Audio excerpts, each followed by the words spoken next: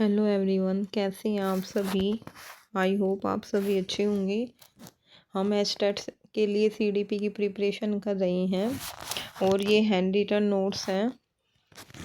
तो हमारा first question है, समूहकारक सिद्धांत के प्रतिपादक कौन है। ये नोट्स मैंने अपने जब मैंने एचटेट किया था ना तो उस टाइम पे बनाए थे। मैंने इसको शॉर्ट फॉर्म में लिख रखा है, ठीक है, लेकिन ये बहुत ज़्यादा वेरी इंपॉर्टेंट है, इसलिए मैं इसको एक्सप्लेन कर रही हूँ। समूहकारक सिद्धांत के प्रतिपादक कौन है। तो समूहकारक सिद्धांत के जो प्रतिपादक है ना वो है थर्स्टन। ओके,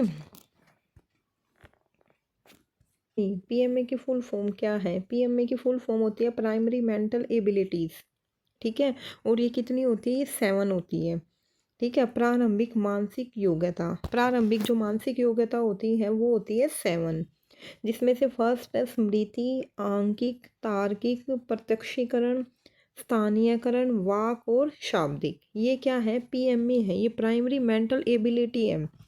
क्वेश्चन इसमें से कई बनते हैं। एक तो ये बनता है पीएमए क्या होता है, पीएमए की फुल फॉर्म क्या है। तो पीएमए की फुल फॉर्म क्या है, प्राइमरी मेंटल एबिलिटीज। ओके, और कितने टाइप्स होते हैं इसके, 7 होते हैं, ठीक है।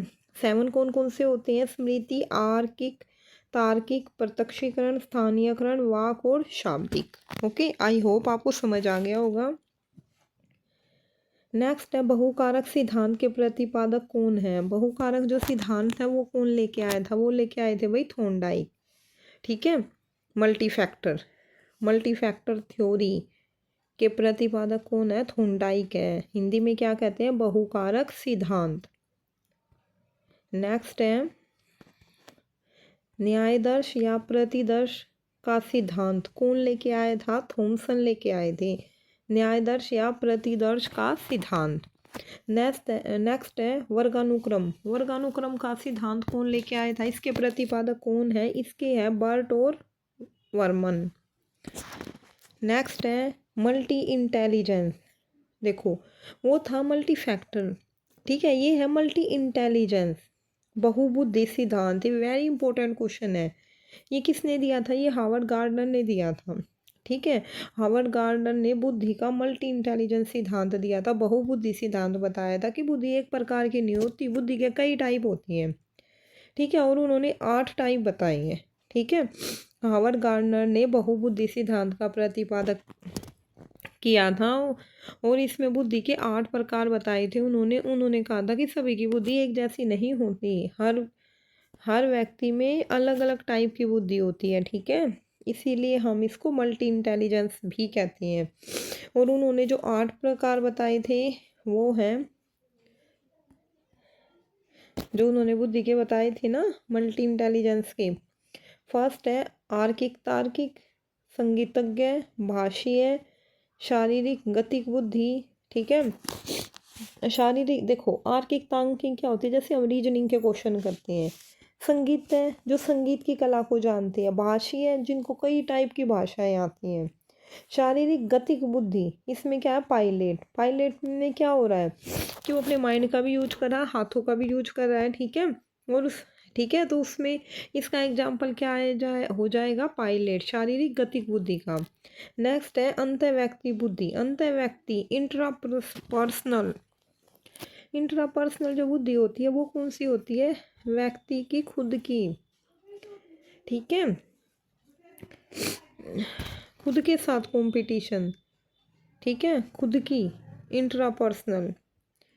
जैसे मैं इसका एग्जांपल दूँ कि एक स्कूल में जैसे कंपटीशन कराया जा रहा है तो उसी स्कूल के बच्चों के अंदर है, जैसे 11th और 12th क्लास के बच्चों के बीच में, तो वो क्या हो गई, इंट्रापर्सनल हो गई, एक ही स्कूल के अंदर।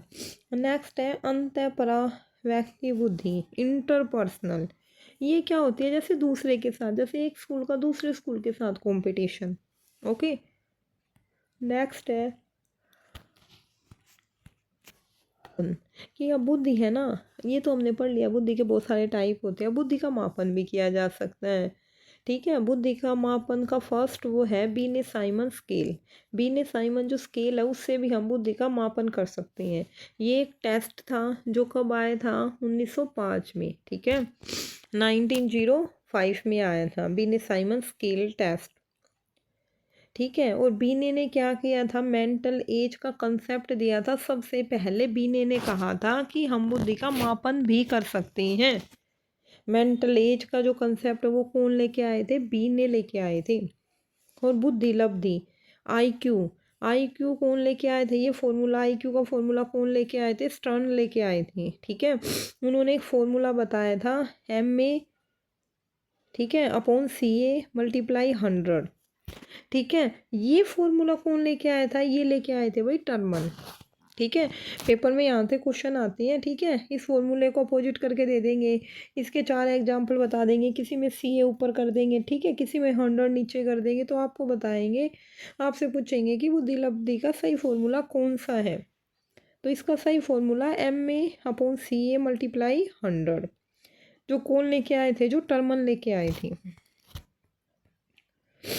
नेक्स्ट है मेथड। ठीक है, तो फर्स्ट है भाई बीने साइमन स्केल, बहुत इंपॉर्टेंट क्वेश्चन है ये। ठीक है, बीने साइमन स्केल। और दूसरा है, देखो यहाँ से नहीं, पहले हम ये पढ़ते हैं कि जो मेथड है ना उसके 2 टाइप होते हैं, एक तो सब्जेक्टिव और एक ऑब्जेक्टिव। ठीक है, जो सब्जेक्टिव होते हैं ना उसमें कौन कौन से आते हैं, वर्बल और नॉन वर्बल। ठीक है, वर्बल और नॉन वर्बल।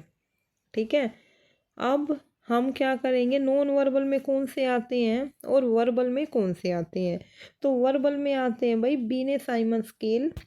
ठीक है, ये क्या है, बुद्धि लब्धि का वर्बल मेथड है, वर्बल टेस्ट है, बीने साइमन स्केल और स्टैनफोर्ड बीने स्केल। ये सब्जेक्टिव टेस्ट है और वर्बल है। अब नॉन वर्बल टेस्ट कौन से होते हैं, फर्स्ट है वेशलर वैल्यूब टेस्ट, दूसरा है पोर्टियस भूल भुलैया। ठीक है, ये क्या है, नॉन वर्बल टेस्ट है। नेक्स्ट है ऑब्जेक्टिव। जो ऑब्जेक्टिव टेस्ट है उसके भी 2 पार्ट होते हैं, वर्बल और नॉन वर्बल। ठीक है, अब वर्बल में कौन सा आता है, आर्मी अल्फा टेस्ट और army beta test. Okay, next है नॉन वर्बल। नॉन वर्बल कब आया था, फर्स्ट वार के समय ये टेस्ट आया था। ये एक सामूहिक टेस्ट होता है, इसमें आता है आर्मी बीटा टेस्ट और शिकागो परीक्षण टेस्ट। ठीक है, तो ये आपसे पूछ लेंगे कि वर्बल टेस्ट कौन से होते हैं बुद्धि लब्धि के। ठीक है, या नॉन वर्बल टेस्ट कौन से होते हैं। ठीक है, सब्जेक्टिव टेस्ट कौन सा है, ऑब्जेक्टिव टेस्ट कौन सा है, यहाँ से तो बहुत सारे क्वेश्चंस बनते हैं। ठीक है, तो आई होप आपको ये क्लास में जितने भी क्वेश्चन कराए हैं समझ आए होंगे। आप इनको एक बार अच्छे से रिवाइज कर लेना, यहाँ से HTET में ज़रूर क्वेश्चन आते हैं। ओके फ्रेंड्स, आज की क्लास अच्छी लगी हो तो like share and subscribe my channel. Thank you so much.